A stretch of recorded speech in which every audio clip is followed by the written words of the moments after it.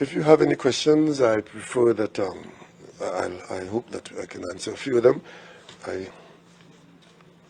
We have 10 minutes of questions, so yes, please. Okay, I think we can understand your point about the need for any nation to manage its diversity, so whether it's anti-hate laws or sedition. But the thing with the sedition as the concern is it seems to be a clamp on, there's certain aspects of it, a clamp on generally saying anything that could cause any upset or any discontent within the population that may not be necessarily aimed at ethnic divisiveness, but just a general thing. So I think that from the free speech point of view, we'd have some concern about that. I have no doubt. I mean, and I'm sure that if I go to the law books and pull up 25 laws, you can find concerns about 24. I have no concerns, no problem with that. If it is, but you must remember we were dealing with a specific thing, which immediately became repeal, which became to all. And I'm simply saying there's a reason to have that law in the books, or either in its current form or its amended form. And I'm certainly saying if we are going to repeal it, it has to be replaced with something. Because we have to have legislation in this country that will govern the behavior of those who would use their bad behavior to destroy the fabric of our society. That much I know. Minister, good afternoon. Just following up on Sean's question, I think one of the other concerns expressed by probably the same senior counsel you referred to would have been the low threshold of the law and it being so broad. He did compare. It is the same law that has been there. It was not broadened in the last week or the last month. This law has been there for quite some time. The broadening and the interpretations are of recent vintage. Because if it's so threatening to us, you tell me. You tell me before this last person was charged with it, where all these threats were. When Baka was arrested with the same breadth of law, when Seals was arrested, a police officer arrested, it was the same breadth of law. What is happening here, and what you members of the media are giving a pass to? Last week, the problem that the opposition leader had was trying to explain and deal with putting a man on a platform to lie on the Prime Minister, to damage school children in this country. Right? Up to now, the opposition leader has not made a single comment on that serious infraction that she gave life to, the latest of her misconduct. I have not heard a word from Mrs. Kamala Prasad-Bissessar about the disgraceful behavior and exposure of former officer Denny. So she and her cohorts were quite happy to jump on this sedition matter, hoping to distract the population from that issue, which requires a response from her. I understand she's coming to the parliament to amend the law. She didn't do that. When Anand Ramlogan was the Attorney General with the same breadth of law, when the little girl from Kukurit was asked to give up yourself to the police because you have made certain comments about the Prime Minister, which is unacceptable. See the hypocrisy? And everybody behind, the Prime Minister defending sedition. I'm defending nothing. I'm simply making a point that when I got this job, I took an oath of office to uphold the law and the Constitution. And until the law has been changed, I am duty-bound. And so is the police officer. And I made the point in the speech, I said, we should not apply it preferentially. Meaning that it applies to all of us. So all this interpretation, including the one that election come in and therefore this law could be used for election, let me just remind you all something in case you all don't know. We have the PNM. Our record in this country is not that. And those who want to paint us in that way, we reject it. We have served this country in government. We've lost elections. We go in the opposition. We stay in the opposition for the period of time. We come back on election day. And we have never used any law like this or anything like that. We never bring Cambridge Analytica here to violate your freedom, to feed you lies as truth. to interfere with and take taxpayers' money and pay millions of dollars to make you vote stupidly thinking you're voting smart. We never did that, not the PNM. So all these interpretations, all I'm saying is that these interpretations mostly are convenience. And when I hear somebody who tells me that's senior counsel, and he is concerned about the government using this in the coming election, I simply say, here, there you have it. We have no involvement in the charging of anybody. I saw some UNC personnel saying the UNC didn't use the law to charge anybody. That is nonsense. The UNC government, like the PNM government, as a government, we have no power to charge anybody in this country. It is the police that charges anybody. So to come and try to make yourself look good by saying the UNC didn't charge anybody, what does that mean? Are you giving the impression that you had the power as a government to charge somebody with a criminal act and you chose not to do it because you're nice? But you're going further and saying that somebody's charged in 2019 and it is because the DPP is carrying out the government's instructions. I've seen that being said in this country. And it ought not to be said that way. It is not true. We should be proud of the fact that we have an independent Office of Director of Public Prosecution who is not in the hands or pocket of any politician or any government, but there by the Constitution to provide protection for every citizen. Independent power to commence or to end prosecution.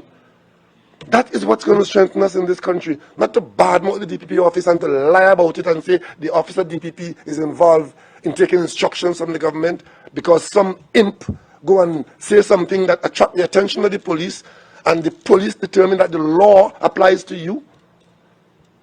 That's what's happening in this country.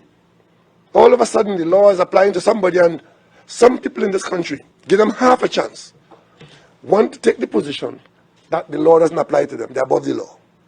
That is a matter for them, the police, and the Director of Public Prosecution. Not for the government or for the PNM. If the law remains unchanged, whereas you're saying that the PNM would not have used this law maliciously in the past, the opportunity... No, I'm not saying that. The facts and the history of this country is saying that. It still be there for future governments to misuse, if I may, the law. Are you open to any public discussion on this particular? There is a public discussion taking place. There is a public discussion. The public discussion is, one, the law too old. Two, the law must be repealed. Three, I'm part of the public discussion. I'm saying that let us also pay attention to what the law is meant to deal with. And I've also said that if the law has to be amended, well, laws are amended all the time. So we shouldn't be exercised in this way. And all this lying finger pointing is not helping us. It might help 2 or 3 struggling political parties to have a chance to think. Because we are misrepresenting our country. Why are we telling the world that in Trinidad and Tobago, the Director of Public Prosecution is under the thumb of the government and could prosecute people politically? Why are we doing that? It's a lie. So when you say laws are amended all the time, does that mean that you are open to overseas? I'm always open. I'm always open because I'm the Prime Minister of Trinidad and Tobago and I lead the government of Trinidad and Tobago. And if there is a case to be made, then let's make it in a civil way. We don't have to lie about it. So your government is prepared to engage in a debate on the sedition? No, the government is prepared. The government is prepared to defend itself from accusations that are not true. That's what the government is going to do. Yeah, but apart from the current issues, the basic things of laws over time, we're not the 1920s. Are you aware that there's a law reform commission in this country? Are you aware of that? What is the purpose of the Law Reform Commission? No, but it has to be written. You guys have to give the instructions. So. Really? Yeah. Well. You should have. Really? The Law Reform Commission, right, is a body that is charged with the responsibility of reviewing the laws. Now that you have this conversation, what do you think would be the reaction of the Law Reform Commission to this conversation that's taking place in the country? Clearly, there's a conversation that has come up because of certain developments, which would say that this is a law that maybe we should look at. There's a Law Reform Commission. Or If the government on its own thinks that this is urgent and requires urgent action, then the Attorney General's office can look at it. There's a pathway by which law goes to the Parliament. If it's happening, we're busy defending ourselves from the lies. Right? That's what we're doing right now. We're busy in the government defending ourselves from the misrepresentation that the government is using the Sedition Act politically in Trinidad and Tobago. Right?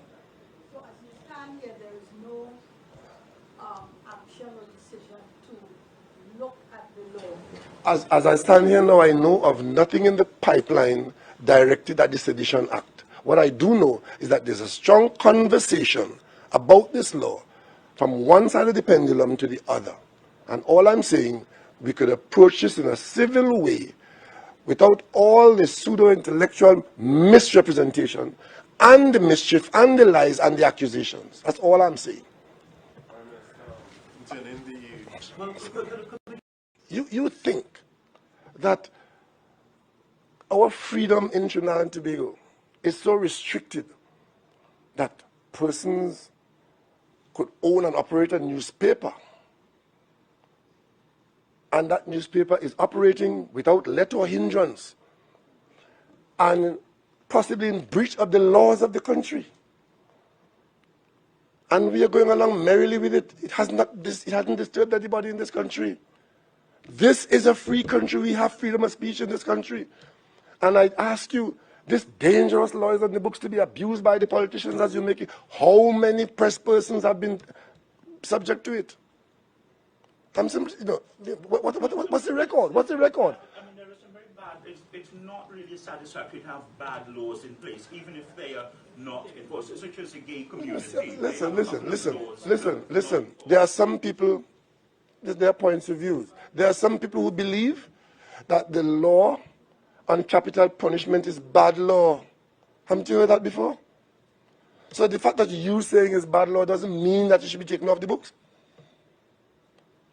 There are people who believe that there should not be a law that allows capital punishment. But of course the population thinks otherwise. So there's no restriction on your freedom to think so or to say so. One more question on this matter. Anthony, one question on this subject? Hold on one sec. You were saying the Bahamas. I just want to find out exactly when the personnel will be sent out to the Bahamas. The National Security Minister will address that as we go forward because it involves logistical arrangements and but preparation work is going on to be able to do that, and we want to do it as quickly as possible. But it's a logistical thing. Even if they're ready now, they can't go because you can't get in there by air or by sea. So we are putting ourselves in a position to get there when you're allowed to get in, but as quickly as possible. So I would say roughly in the next few days. And yes, Anthony. So I want to ask you about the status of the HDC contract with the Chinese contracting firm. Oh, good question. Actually, I meant to raise that.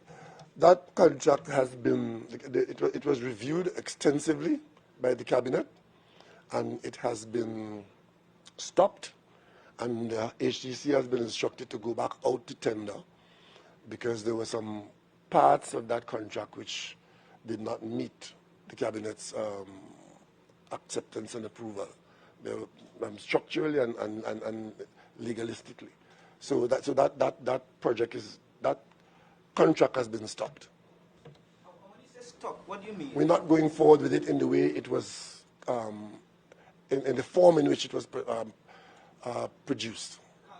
Cancelled, yes. Yeah. Because So the 500, the $500,000 US, where is that coming from to send to the Bahamas? it's coming from it's coming from the accounts of the people of Trinidad and Tobago. Which account I couldn't say. The Minister of Finance will probably answer you that. But it's going to come from the accounts of the government of Trinidad and Tobago. And we have that to assist the Bahamas? Well,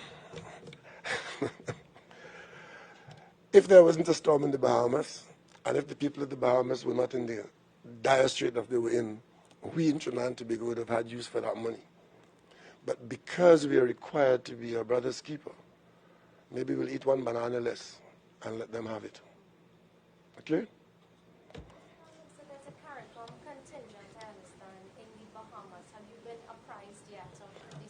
When you say CARICOM contingent, what do you mean? I think Mr. LaRock, Mia Motley as well. That's what I just said. Some of my CARICOM colleagues have gone on to the Bahamas. Mr. LaRock is the Secretary General of CARICOM, operating out of Guyana. And so we are doing all kinds of things. Some people have gone there. Those from the Northern Caribbean, I don't know if the Jamaican Prime Minister has gone, but the Barbados Prime Minister and I think St. Lucia. And so people will do different things. Here in Trinidad and Tobago, we are making sure that what we do is what we think is best under the circumstances. Thank you very much.